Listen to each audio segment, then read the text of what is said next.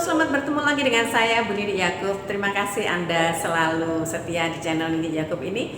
Kiranya Tuhan memberkati Anda selalu ya, diberi kesehatan dan ditolong Tuhan dalam setiap keperluan kehidupan Anda. Nah, kali ini saya ingin berbagi pengalaman bagaimana mempersiapkan renungan firman Tuhan sehingga kita dimampukan Tuhan untuk menyampaikan firman Tuhan itu. Karena di dalam kegiatan gereja, persekutuan gereja, misalkan ada persekutuan wanita, persekutuan pemuda-pemudi atau persekutuan pria, atau dalam kegiatan persekutuan doa, tidak selalu Bu Pendeta atau Gembala Sidang yang akan menyampaikan setiap renungan, yang akan menyampaikan renungan. Setiap anggota gereja dapat juga ambil bagian dalam pelayanan menyampaikan firman Tuhan. Ya memang tidak semua orang dapat menyampaikan ya. Terkadang Bapak Gembala atau Ibu Gembala memberi rekomendasi siapa-siapa yang layak sampaikan firman Tuhan itu. Ada beberapa hal yang perlu diperhatikan dalam menyusun dan menyampaikan firman Tuhan. Antara lain, pertama Anda harus berdoa kepada Tuhan untuk meminta petunjuk, hikmat, dan kuasa Roh Kudus dalam memilih, mempelajari, mengaplikasikan firman Tuhan. Yang kedua, kita harus membaca dan merenungkan ayat bagian Alkitab secara berulang-ulang. Ketika sampai di bagian ini, kita perlu memperhatikan konteks ayat itu. Konteks adalah bagian ayat sebelum dan sesudah ayat yang kita sedang soroti. Lalu latar belakang ayat itu berbicara tentang apa, pesan utama ayat itu apa, dan tujuan dari ayat yang kita baca itu apa. Ketiga, kita harus mencatat ide-ide atau gagasan yang muncul dari ayat yang sedang kita renungkan. Mengapa mencatat itu penting?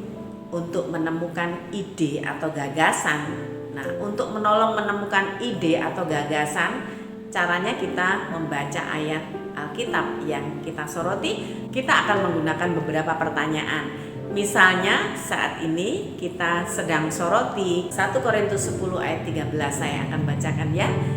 Pencobaan-pencobaan yang kamu alami ialah pencobaan-pencobaan biasa yang tidak melebihi kekuatan manusia. Sebab Allah setia, dan karena itu Ia tidak akan membiarkan kamu dicobai melampaui kekuatanmu. Pada waktu kamu dicobai, Ia akan memberikan kepadamu jalan keluar sehingga kamu dapat menanggungnya.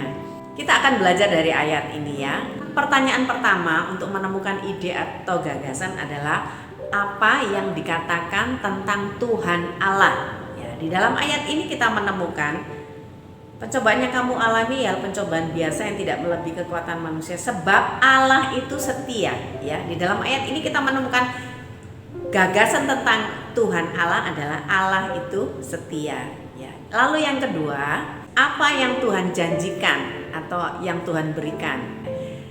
Janji Tuhan di sini, karena itu Ia tidak akan membiarkan kamu dicobai melampaui kekuatanmu. Pada waktu kamu dicobai, Ia akan memberikan kepadamu jalan keluar sehingga kamu dapat menanggungnya. Apa yang Tuhan janjikan di sini? Pada waktu kita dicobai, Tuhan akan memberikan jalan keluar. Lalu pertanyaan yang ketiga, apa yang Tuhan inginkan atau harapkan? Yang Tuhan inginkan, gagasan yang kita temukan di sini, yang Tuhan inginkan adalah kita dapat menanggung pencobaan. Lalu pertanyaan selanjutnya, apa yang sedang Tuhan lakukan atau tunjukkan kepada kita? Di dalam ayat 13a, pencobaan yang kamu alami ialah pencobaan biasa yang tidak melebihi kekuatan manusia. Tuhan sedang menunjukkan bahwa setiap pencobaan yang kita alami itu pencobaan biasa. Lalu pertanyaan selanjutnya, apa yang harus saya percayai atau lakukan? Dalam ayat ini kita menemukan yang harus saya percayai adalah pada waktu saya mendapat pencobaan, Tuhan akan memberikan jalan keluar dalam setiap pencobaan kita. Lalu pertanyaan selanjutnya, apa yang harus saya syukuri? Yang saudara harus syukuri adalah dalam ayat ini Tuhan itu setia. Tuhan memberi pertolongan dengan memberikan jalan keluar untuk setiap pencobaan atau masalah kita. Lalu pertanyaan selanjutnya juga, apa yang harus saya doakan? Di dalam bagian ini doakan setiap pencobaan yang sedang kita hadapi. Nah, setelah Anda mencatat semua ide gagasan yang saudara temukan itu yang akan kita sampaikan. Yang terakhir, ini penting sekali. Kita harus menyusun kerangka dengan menggabungkan ide-ide atau gagasan yang sudah kita catat. Kita dapat membuat format, misalnya judulnya apa. Saudara ingin memberi judul apa dalam renungan ini? Misalnya, selalu ada jalan. Lalu saudara perlu mencatat nas Alkitab. Nas Alkitabnya dari mana? 1 Korintus 10 ayat 13. Lalu pendahuluan, ya. Buatlah pendahuluan yang menarik yang berhubungan dengan isi renungan yang akan saudara sampaikan. Pendahuluan ini harus menarik karena tujuannya untuk menarik perhatian orang agar mulai fokus pada apa yang akan kita sampaikan. Lalu yang kedua, kerangka yang kedua, isi. Saatnya menyampaikan ide atau gagasan yang sudah saudara temukan, yang sudah saudara tulis, ya.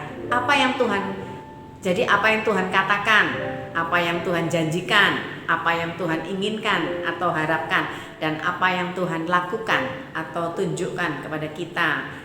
Lalu selanjutnya pertanyaan, apa yang harus saya percayai atau lakukan, apa yang harus saya syukuri atau apa yang harus saya doakan. Nah, Anda juga bisa menambahkan ilustrasi, kutipan atau contoh untuk menjelaskan atau menguatkan isi renungan Anda. Nah, yang terakhir, kesimpulan dan doa. Setelah itu, setelah Anda mencatat ide, gagasan, dan garis besar, Anda siap menyampaikan renungan. Cara menyampaikannya, sampaikanlah dengan jelas, sederhana, dan menarik. Pastikan menggunakan bahasa yang mudah dimengerti dan sesuai dengan pendengar Anda. Juga komunikasi melalui kontak mata itu penting, ya, dengan pendengar. Intonasi suara dan ekspresi wajah Anda. Juga Anda harus menghindari kata-kata yang tidak perlu atau berbelit-belit atau menyinggung perasaan orang lain. Berikan kesempatan untuk pendengar merespon. Nah, semakin Anda sering berlatih, akan semakin terbiasa, karena orang bisa itu karena biasa. Nah, dengan berlatih ini Anda akan mendapatkan kepekaan dengan Tuhan. Apa yang harus disampaikan dalam renungan firman Tuhan.